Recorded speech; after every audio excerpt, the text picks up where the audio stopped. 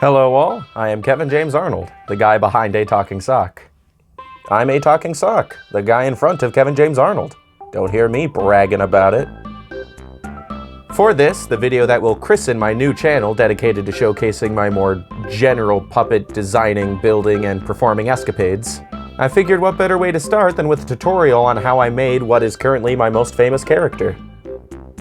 The process of making a talking sock style sock puppet isn't difficult, but it does go a step beyond the kind of sock puppets you may have made in arts and crafts as a kid. Materials required include 1 sock, a very modest amount of fleece, 2 ping pong balls, a Sharpie, a penny, hot glue, and a reliable pair of scissors. Modifications and personalization very much encouraged. I start by drawing pupils on the ping pong balls. These are obviously going to be our eyes. I get these pupils by tracing the circumference of a penny onto the ball with a Sharpie. Then I proceed to fill it all in, once on each ball, of course. Now, it should go without saying you don't have to draw pupils on your own sock's eyes, or even use ping pong balls as the eyes, or give it eyes at all. The sky's the limit when it comes to personalization. But for this tutorial in particular, I've aimed to recreate my mascot, Arlo Francis Talking Sock, and he has these ping pong ball eyes with black pupils.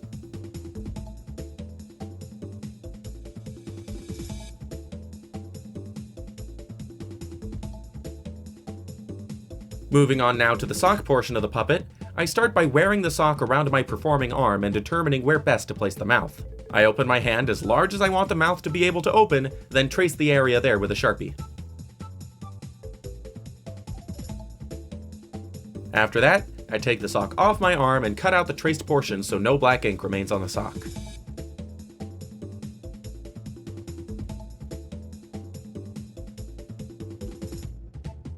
Next, we get the fleece. Now here you'll actually see I made a mistake. I presented the fleece to the camera to show that one direction of the fabric stretches more than the other. This is because you want the stretchy portion to run horizontally in the mouth. That way it's easier to contort the sock's face. In this particular sock puppet I build in the footage you're seeing, I cut the mouthpieces out so the stretchy portion is running vertically, which isn't the biggest deal in the world, but it does make a difference in how much flexibility you'll have when performing. Anywho, when I trace the jaw portion of the mouth onto the fleece, I keep the sock on my arm with my hand open. I could get the same result by placing them both on the table in front of me, but my hands get too shaky for that to work the way I want it to when I try doing it that way. But maybe it'd work for you if you think that'd be easier. I should also mention I keep some excess fleece on top of the jaw piece there, because it's easier to cut away fleece you don't need than it is to find out the piece is just too short and having to start the whole step over again. Next, as you can see, I move on to hot gluing that piece in place.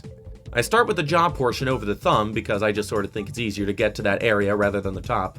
I glue the thumb part, then the sides up to where the crease in my closed hand ends. Next, I trace the upper portion of the mouth onto the fleece, then cut it out. This time I use that table method I mentioned not working too well for my thumb earlier, hypocrite that I am.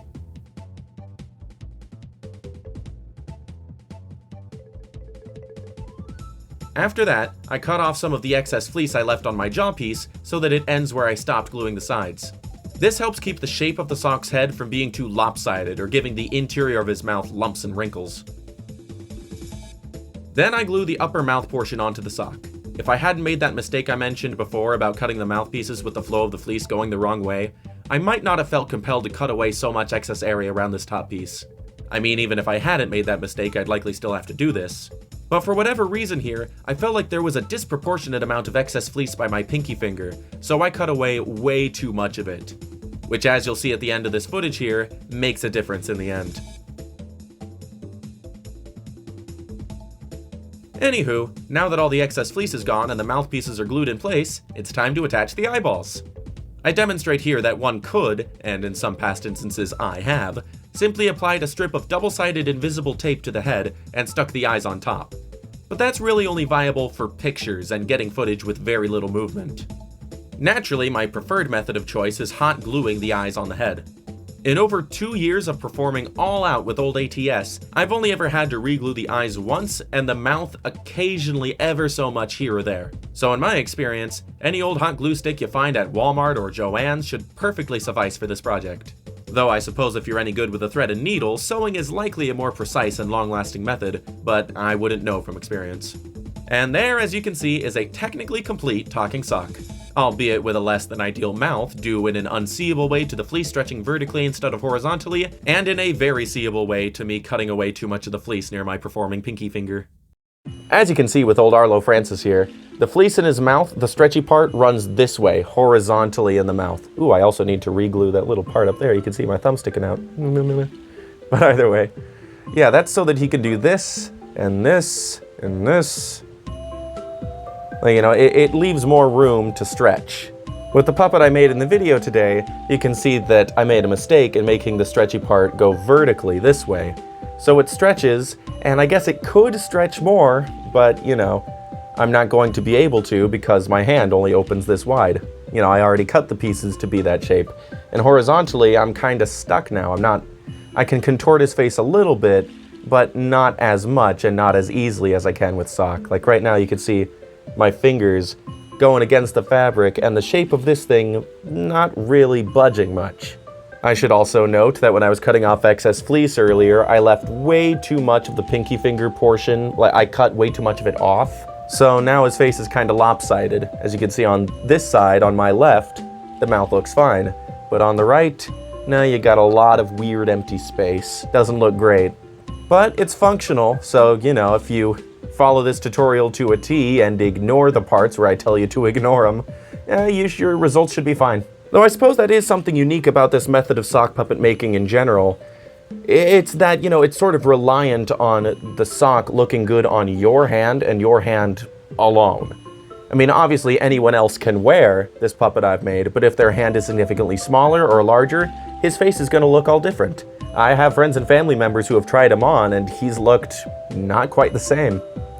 In fact, even if I were to wear him on my left hand instead of my right, you can see that while he looks somewhat the same, not quite. You can even see he's got some excess lip stuff going on in weird places. Nom nom nom nom nom. I mean, he doesn't look all that bad, but he definitely doesn't look the same. You know, the more I think about how unique each sock would be depending on who makes it, I'm actually really looking forward to seeing if you guys follow this tutorial and make some of your own. If you're going to post them online on Instagram or Twitter, tag me in them. On Instagram, that's @atalkingsock, and on Twitter, that's @socktalking. If you enjoyed this tutorial, please like the video. If you've got any comments, questions, concerns, criticisms, things I could improve in future videos I make in this style, let me know in the comments below. And until next time, I'll see you the next time I see you. Yee.